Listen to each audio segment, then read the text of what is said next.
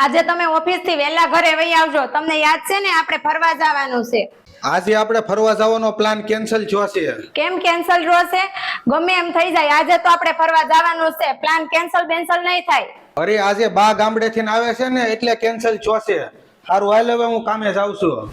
અરે આ ડોહીને 15 દિવસ નો થાય કે સુરત આવવા જોવે.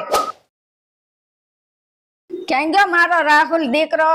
લે આવી જા બા તમે. શું કરે મારો દીકરો? બા તમે મારી હાટુ હું લાવ્યા છો? આવી ગયા એમને રોટલા બગાડવા.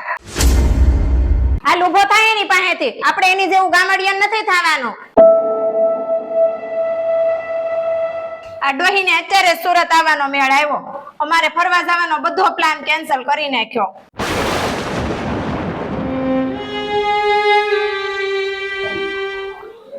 અરે બા અત્યારે આ ઠેલો ને એવું લઈને ક્યાં જાવ છો?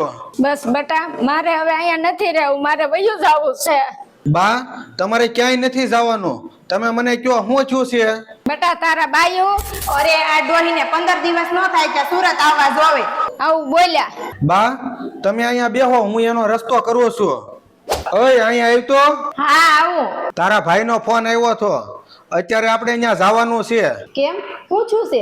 તારો ભાઈ તારા મા બાપને વૃદ્ધાશ્રમમાં મૂકવા જાય છે, એટલે આપણે એને છેલ્લી વાર મળવા જવાનું છે. એમ ક્યાંથી મૂકવા જતો તો? બધી મિલકતમાં ભાગ મળી ગયો એટલે મા બાપને વૃદ્ધાશ્રમમાં મૂકી આવવાના? તારી વાત હાચી છે. આપણે એક કામ કરીએ તો, આપણે મારા મા બાપને આપણે આપણી ઘરે લઈ આવીએ. આપણે એને વૃદ્ધાશ્રમમાં નથી મૂકવા જવા દેવા. પણ આપણી ઘરે કેમ મેળ આવશે?